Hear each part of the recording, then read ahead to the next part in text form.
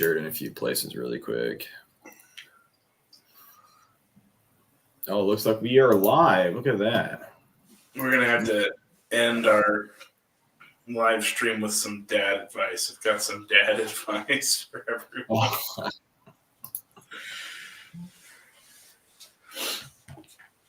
This is what happens when you try and have. There you go. Oh, I gotta. Yeah, give me a second. Let me go to here. There you go. Now we're moving in the right direction.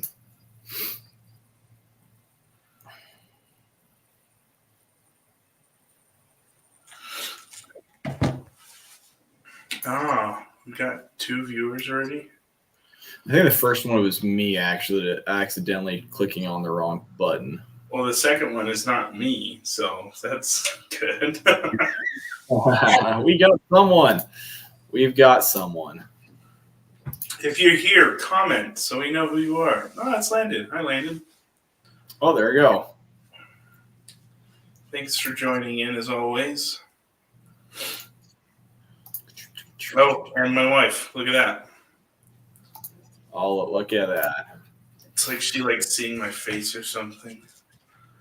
Oh, something like that. All right. I got posted. Okay. We got things moving. I think we are ready to go. Unless we want to wait another second to let people in. Oh, we got all sorts of people here. And Twevel. Shoot. It doesn't show that many people watching, but I'm glad that there are this many people watching. Same.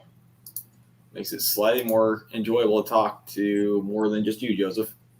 Wow. Thanks. I don't blame you. On another note, I liked my lighting tonight. I think this is the best lighting I've figured out so far. Is it? Let's look at it. Yeah, you look angelic. The perimeter light, so I just got the light above me and the light in front of me, and it gives this nice dark backdrop. I think it looks good.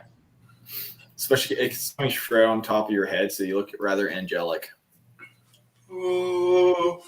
That was a very poor. I can't sing right now. Yeah, both of us are kind of sick, so I'm gonna blame Ammon. It's Ammon's fault. He got me sick. That does check out. I got sick right after seeing Ammon. So, Ammon, if you by chance you're watching, which I doubt you are, because you're probably sick at home because you got us sick. Yeah. Well, we got 5 people.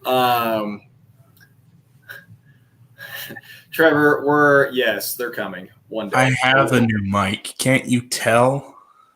I cannot. It's right here. You probably need to eat that to make it work better because I don't notice a difference. Check. Mic check. That is a significant improvement. Is it really? Oh, look at that. Just got to use it right. Crazy how that works. One of these days I'll get one. You have to get like one of boom things and just hold it right there. True. Get those on Amazon cheap. All right, should we jump into this? Yeah. All right. First thing is game at Bubbleland. Joseph, when is that happening? Saturday. I think check-in, they said, is around 10:30. I think Jacob Torres is hosting it, if I'm not mistaken.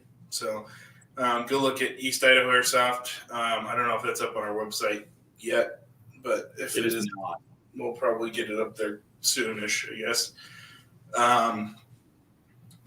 Lots of people wanting a free game, and Bubbleland is a good field. Caleb Turner is back in town, and he came by the shop today. And what? Yeah, so he was talking about maybe trying to get a game posted up for Twin Bridges. That's what we're talking about. So, that'd be cool. That'd be super cool. It's a cool field. That's a fun one. So the water's low right now, so I think that would be really cool. But that's the only game I know for sure that's planned this week. There's been rumors of something else, but I don't know for sure. So we won't push that. What else? We had shooting competition last week was pistols, so tomorrow will be rifles, carbines. Yep.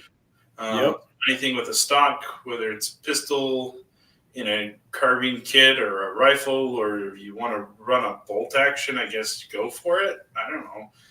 Semi-auto is recommended. Full auto is not allowed. So that's pretty much your option. We should do a bolt action competition one week. Well, Ammon and I have talked about that, doing almost like Top Shot type of thing. With I was thinking about that while I was watching it today. Yeah, well, I had that thought after we were talking about Top Shot the other day. I'm like, oh, really fun to go. That'd be super cool. To go do that. So no, but I'm talking bolt action at whatever 20 feet. I think it'd be funny. Yeah. You seen that video? Somebody sent it to me on Facebook. I have to see if I can send it to you. But it's like when you and your bros want to reenact the coolest sniper shots in history, and it's like 3 guys all sitting next to each other on the deck, and it changes to like footage from that one. Was it Captain Phillips? I think is what the movie's called. Where the snipers are on the aircraft carrier, and it's like going up and down, and they're like. Yeah, it's so funny, and they all shoot the same targets at the exact same time. I was like, that would be kind of fun, just to goof around. Oh man, we should do. We need to have some fun with that one of these days, though. Be fun. Yeah, Trevor says we should do a Walmart Springer pump action shotty match. I've actually had a lot of requests for a shotgun competition at some point. I think it'd be kind of fun, but I think if we need to figure out a way to. Add some more dynamic to the shooting competition. I feel like that's something we should probably think about. Maybe a little more space. So that would be more space. Yeah. Yeah. Yeah. One day. We're quickly filling the space we have. Yeah. So yeah, that'd be fun. Let's see. Yeah. So rifle competition this week. Yep. A couple ideas on a prize, but I'll think about it a little bit more and post it tomorrow. I have an idea, so we'll see. What else? This is how crappy I feel, as I can't even think about like what's coming up soon. World War II game. Oh yeah. So I guess that's the next bigger game we'll start pushing. Ammon and I have been talking. We're planning out just game scenarios and stuff for the World War II game. So for those of you who haven't seen that one posted yet, I'm going to add a little bit more of a description to it here pretty soon. But basically, it's a Battle of the Bulge, which is fitting because I think like mid-December is pretty much when that actually took place. That sounds right. Yeah, in the Ardennes forest or wherever it was in France. So that's kind of what we're shooting for, kind of a reenactment thing. We thought with the trenches and the foxholes, that would be really fun at Midway. Yeah, cool.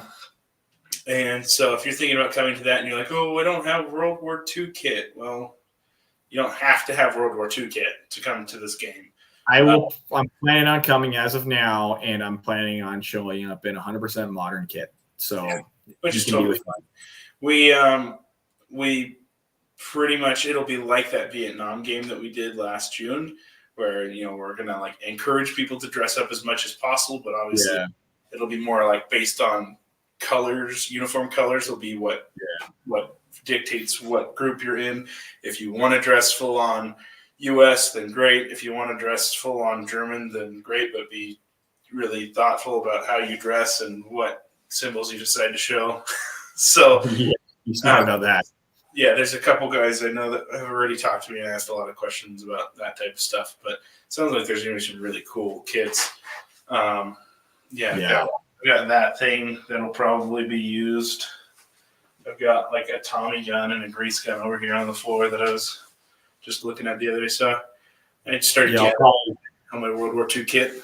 I'm excited. I'm run my most basic M4 with IR laser, red dot, the usual.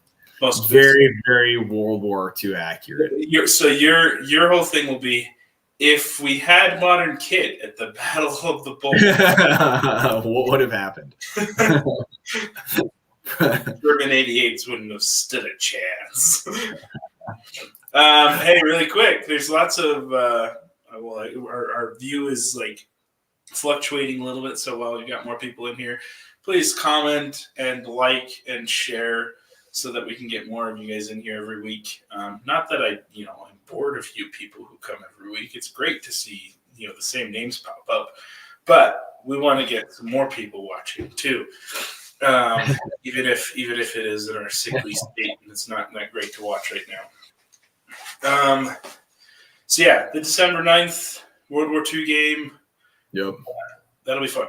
I'm excited for that. I am working on like mortars and stuff for that too. I'm trying to make all that work. That's gonna be cool. Other events coming up. I don't know. Do we have any other events coming up other than classes? Yeah, we got our first CQP class coming up on Thursday. That is a heck of a deal. That one's going to be really good. Justin, do you want to talk about a little about what you're going to go over in that class? Yeah, so we're calling it CQB 1 right now. It's not necessarily about CQB. I guess some of it will be, obviously, but most of it is just going to be like, how do you move with a gun, basically? How do you move with a rifle? How do you move with a pistol? So that whole class, we're going to start off talking about gear, talking about guns, talking about our equipment. The idea of it is for basically to get everybody into a setting, almost like a clinical type setting where we can talk about the different stuff that you have, why you have it, and how you can use it properly, rather than I'm going to stick to a really structured class and have very specific objectives. Some of that will be there, but for the most part, especially for this first one, I'm excited to kind of see what people bring. I've had people texting me all week like, hey, I'm planning on coming. What do I need to bring? And I'm just like, just bring your stuff. Whatever. Like if you have a plate carrier and you want to practice using your plate carrier, bring your plate carrier. If you have a battle belt and you want to practice using your battle belt, bring your battle belt. If you want to practice just using your pistol, bring your pistol. If you have a rifle, bring it. I've been telling everybody, this is not just an airsoft class. This is a firearms class. This is a training class. So if you want to bring your rifle and you want to bring your pistol, we're going to take safety precautions for you to do that. But also, I would recommend bringing an airsoft rifle and an airsoft pistol just for certain parts of that. But I do want you to be able to train with your actual gear too. So bring it with you. We've got a link to the sign-up sheet, I think, that we've posted or will post. We'll probably share it again tomorrow just to remind people. Yeah, there it is. So if you haven't already, fill out the form if you want to go to that class. It's going to be kind of fun. But yeah, we'll start off pretty basic with your gear and talk about why you use it and how you should use it. And it's really just an opportunity for you to learn how to use that equipment properly and get some advice from me and from other people and just workshop some stuff. So I'm excited. I think the other thing too that I think is going to be awesome for a lot of guys is just getting reps with gear, proper reps with gear. Mm-hmm. Airsoft is awesome for this specifically, but I know that it took me probably 10 years before I really started to properly learn how to do all the things, and so kind of slowing it down a little bit and learning all the proper techniques of, number one, how to hold a gun, but also how you're moving with that and how to properly point it in a safe direction. And then you throw that around another person. Then you have to throw in a sling, and then you throw in your other gear. And so just getting reps with all of those things in consideration is going to be awesome. Yeah. Well, that's what we're really going to be talking a lot about, your gear, and how it makes sense for you to set it up. If you need advice on how to set stuff up, we're going to talk a lot about that. But my whole mentality with this going into it is, if you have a reason for doing something, then that's good. We want to talk about what the reasoning is. And if you find out through practicing and actual application that your reasoning is flawed, then be open to changing it. And I'm never stuck to a specific practice. I'm always willing to adapt and change my way of doing things, because I approach everything with the perspective, even in teaching, even when I teach like active shooter response classes, I'm always listening to how other people do stuff. and I'm always willing to change some of the way that I do stuff. I can't always change the way that I teach things, because there are certain things that I have to teach because of specific curriculums that have to be taught in law enforcement. But I'm open to changing those things. I mean, just the other night, we had our Stop the Bleed class, and the two instructors that came for that are really good friends of mine. And we hung out here for like 2 hours after the class, just talking about training and why we do certain things. And the one guy is very headstrong. He's like, no, I do things this way because this is the way I was taught things. And, you know, he isn't as adaptive, but I appreciated hearing his point of view on things. And I learned a couple of things that, I probably will change the way that I do things personally. And in some cases, maybe even change the way that I teach some things. But it's just really good to hear those different points of view, especially from people who have experience, and be able to, change and just add things to the toolbox. Real quick, I want to questions. Trevor says, is real still okay to bring? Yes, like I said, just bring your stuff. Bring your airsoft stuff, bring your real still stuff. If you don't have airsoft stuff and want to come, then great. We'll probably loan you some stuff at some point. If you don't have real still stuff but want to come, great. Bring your airsoft stuff. It's good practice anyway. And any chance that we can do it again on Saturdays in the future, Landon? Yeah, probably. We're still trying to figure out what days are going to work best for these classes. We may end up changing our schedule completely later on, depending on what people want. So, we're capitalists. So I guess if we're going to make money on a Saturday instead of a Thursday, then we'll teach it on a Saturday. So, okay, cool. Let's talk a little bit about the class on last Thursday, though. Yeah, I want to hear about this. How things go, Joseph? What is it about? It was the Stop the Bleed class, right? Yeah, so Stop the Bleed class. The key component of the class, obviously, it's in the name, Stop the Bleed, right? So the objective is to teach people how to stop traumatic and massive bleeding as fast as possible before doing anything else. If you were to come across like a car accident and the first thing you see is someone is going through massive bleeding, then there's a lot of other like TCCC stuff that they talk, tactical combat casualty care. Military guys use that acronym a lot because that's what they teach, and they have like a whole checklist of things to go through.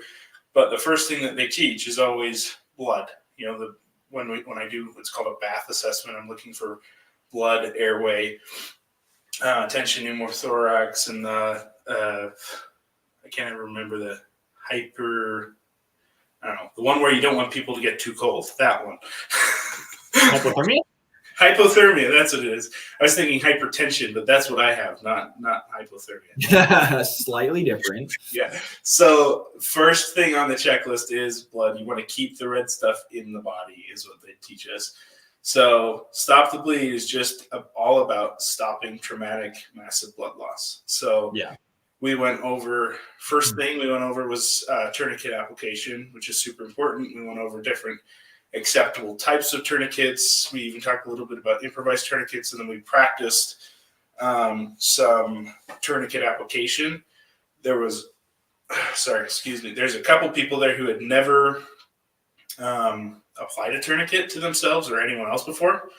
So it's kind of cool to see them get that practice and experience. Yeah. I can honestly say, having put a tourniquet on somebody who's actually bleeding and needs a tourniquet, it's a very different experience. But it's still really good to get those. It's like dry fire, right? We don't dry fire because it's exactly like shooting at the range or shooting at a target. We dry fire because it's an essential part of shooting, right? And so learning that in a controlled environment is still applicable to actually shooting at a target, right? It's the same thing with tourniquets. It might be a completely different experience when you're actually putting a tourniquet on someone who's like massively losing blood, but it's still an important part of that practice. And so that's the first thing we practiced, and we did several reps of that. I did get some footage, so I'll probably be posting that up to some of our social media, just some people practicing putting tourniquets on. We had a lot of really good questions. We actually had an infant attending the class, which is really interesting because so my brother was with his wife. But did they pass? Huh? Did they pass the class? Oh yeah. No, we joked it was my nephew who was there, and he's like 9 months old. But my brother and his wife were there, and so it was very interesting having them in the class and talking about a lot of the concepts that we were discussing and how those also applied to a baby. Because that's something that we don't think a lot about. I've thought about, working in the schools as a school resource officer, working with little kids, how different a lot of this casualty care stuff is. But it was really interesting having those discussions with people who are experienced in trauma care and could actually provide some answers. So as a free class, I was super stoked at how much everybody got out of it. We didn't have a ton of people there, but I actually really liked the level of input and involvement that everybody had. It was really a solid class. I mean, we were there for, I think, 2.5 hours. So, oh, that's good. That's a lot of training. Yeah, free training for 2.5 hours, and we practiced everything from, like I said, putting on tourniquets to packing wounds, and we talked about how to stop bleeding in junctional points of the body, and which is something that people have no idea what we're even talking about. That's the point. You got to come to one of these classes; they're super important. So, do we have a date on the next one? I need to talk to him about it. We will definitely get it posted as soon as we do. We want to get a lot more people there, but for a class like this, it's important enough that if we hold another one and only get 2 people there, it's still worth it, in my opinion. It's important. Yeah. So, it was cool though. Cool. I wanted to show this off too. So we'll just jump on into the next part of the class. We usually talk about different gear and stuff, right? So, Scott, what is Scott's last name? I can't remember off the top of my head. Sorry, Scott. I'll have to look it up, but it's First Action Rescue. Scott's on. So, a new friend of ours, his name is Scott from First Action Rescue. He and his wife own this company in Fayetteville Falls, and they put together these called the Trauma First Aid Kit. It's an IFAC that is basically thought out specifically for people around here and basically beginning user trauma care, right? There's not a lot of stuff in here that you don't need, basically. And what I'm talking about when I say that is a lot of the online trauma kits that you find have a lot of stuff in it that you know nothing about and probably will never use in your life. So Scott and his wife saw a need to put together a kit that basically had the stuff that was actually needed. And it's not cheap crap. It's all stuff that is sourced one by one, basically. They don't buy this as a pre-made kit and resell it with their name on it. They put these together by themselves. So they buy the individual components and put them together. Scott is a flight nurse, so he works on a helicopter dealing with trauma all the time. So he definitely knows what needs to be in this. We were showing these off in the class the other day. We even used one, pulled it apart, and demoed some of the stuff that was in it. So that was pretty cool. But there's a whole list of important components that are on or in this kit, and they're super reasonably priced. We now carry them here at the store, and they're about $115. So if you are interested in something like this, come and pick one up, because I think everybody needs one of these on their person or in their vehicle at a minimum. So you should definitely come take a look at them. We have one that we leave unwrapped so that people can take a look at what's inside. And you can just see all the crap stuffed in there. But it's not crap. It's good stuff. This is high quality gear. I mean, the fact that you get a Cat 7 tourniquet right there, that alone is $35. The other thing too, I think we want to bring up is we'll be offering training classes specifically for that kit from Scott, either late this year or early next year. We're still working the details on that, but we're really excited to start hosting those on a semi-regular basis. We've got we've got 2 or 3 classes from Scott right now that we're working through all the details on, so that we can offer to you guys. Just because we know medical is so important. It's something it's not nearly as cool as all the shooting stuff, but let's be real, it's probably more important than anything else that we do at the store right now, because it's been interesting. I had a guy come in the other day and we got talking about rifles and everything. He's like, "Oh, I need to build a rifle." I'm like, "Okay, why do you need to build a rifle? Do you have a handgun?" "Yeah, I have a handgun." "Okay, do you have a medical kit?" "Well, no." "Okay. Do you have body armor?" "Well, no." "Okay. I would probably get those 2 things before I build another rifle." Like, hands down. If you don't have a medical kit and medical training, or body armor and like actual training to use all that stuff, then you shouldn't be looking at another gun. You should be looking at getting some other good gear, and especially getting training. So it's one of those things when we talk about increasing your capabilities. How many of us have? Let's talk airsoft for a second. Joseph, how many airsoft guns do you have? Last time I counted, I have 27 AEGs and probably 11 pistols. So this is something I came to this realization. It was quite a few years ago, but I think it's very applicable for a lot of people. When it comes to airsoft guns, they almost all do the same thing within a reason. Right. And so I went from having, during my peak, I probably had 27 plus airsoft guns, give or take, during college when that was all I did. Jory. The answer is I don't know. I total or just functional, I have no idea. I probably have a lot more than that. That's just the last time I remember counting. So, but when it comes down to your capabilities, so like I used to have tons and tons of airsoft guns, and guess how many I used?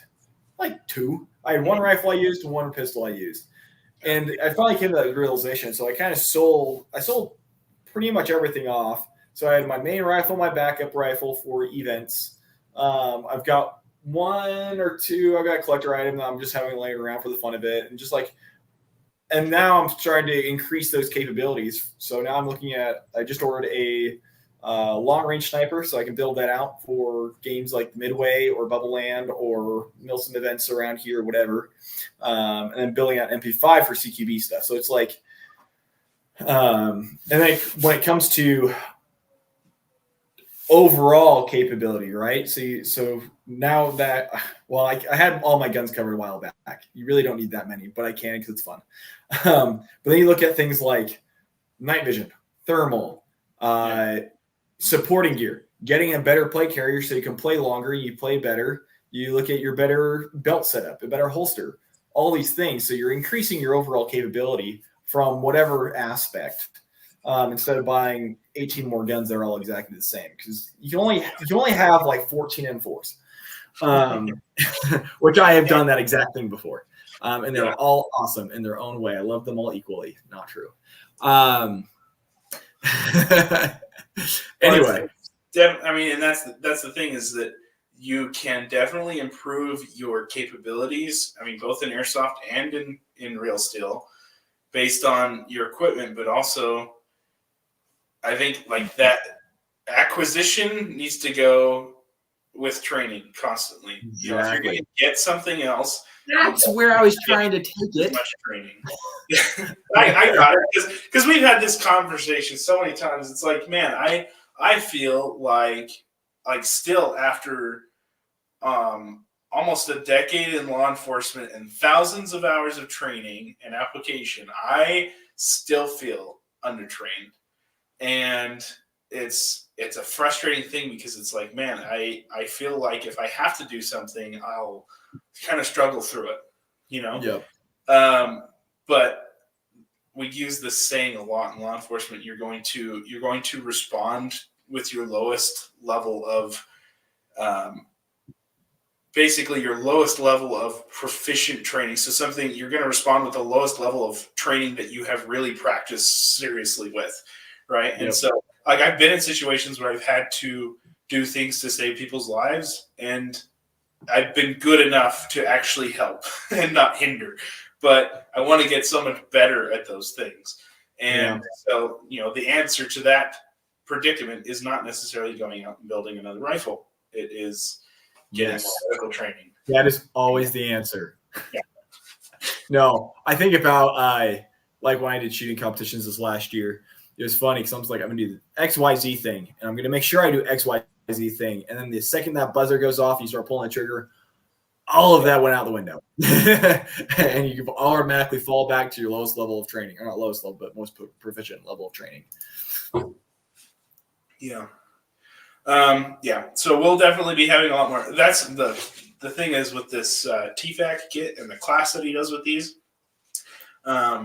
He has pricing for some of those classes that includes the kit too, which is really cool. So I'm excited to host those because now people can come into the shop and they can see these, and we can talk about how to use them, and then they can sign up for one of those classes and get one of these as part of that class.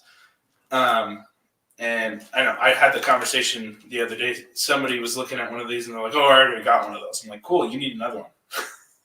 Right? Yeah, at least two. No, I don't really. It's like, no, you really do.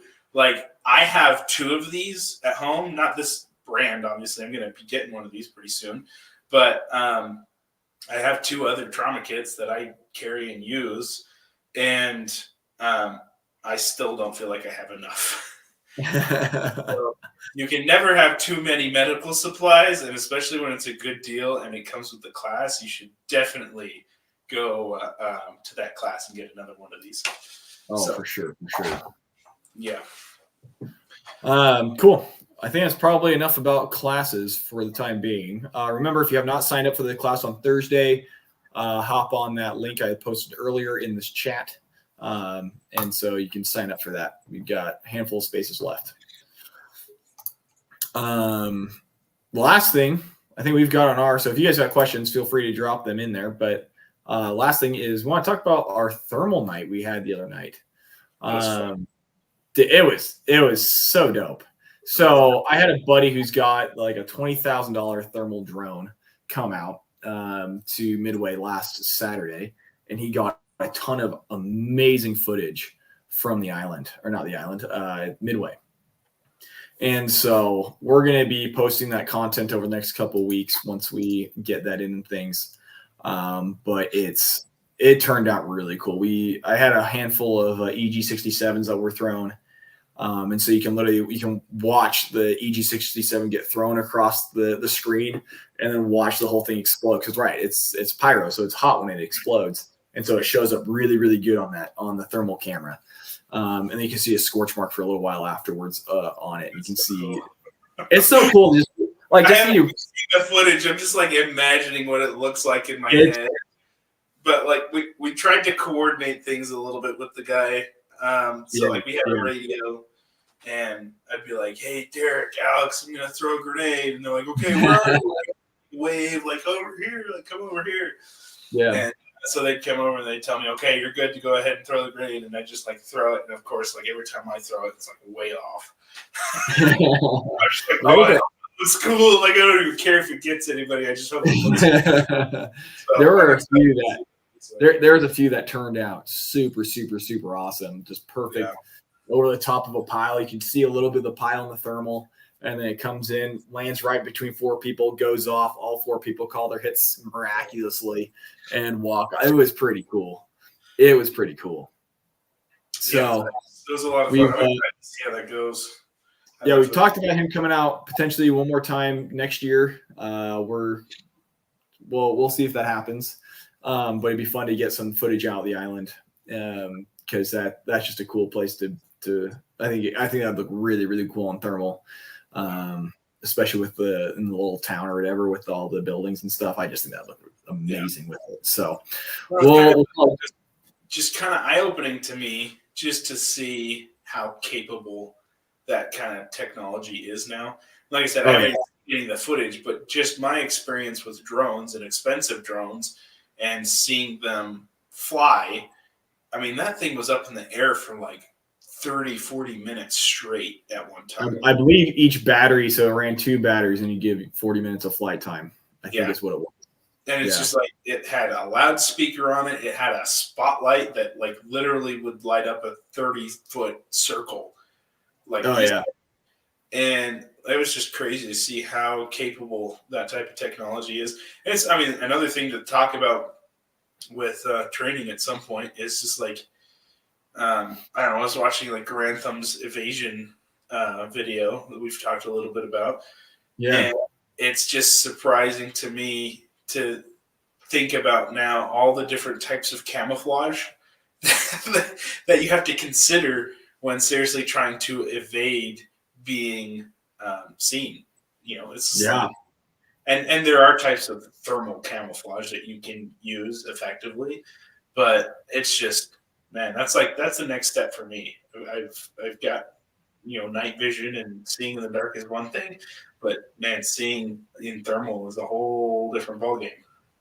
So yeah, it's pretty cool. The other crazy thing, so don't get me wrong, $20,000 is incredibly expensive, but when you think about the grand scope of capabilities, to be able to get almost top of the line thermal for 20 grand, it's like insane to think about. Like, it's not that expensive when you think about the cost of everything on the planet, you know? Now, is that something everyone's going to rush out and buy? No, of course not. But like, it's affordable enough that a individual person in the right situation can take out a business loan and go get one and use it practically. Like, you think about, you go back 10 or 15 years ago, that exact same tech, which was worse, would probably cost $100,000. Like, to think that this is now like the professional grade is now a consumer. I don't even want to say consumer friendly. It's still very much a professional thing, but not out of the question to find. You have to have a military with billions of dollars of funding to be able to have that type of technology if you want it. Exactly. So I don't know. I think it's cool to see how good tech is getting cheaper and cheaper. Now, of course, night vision and thermal and all that stuff, especially when you're talking about drones, is still very expensive for your average consumer.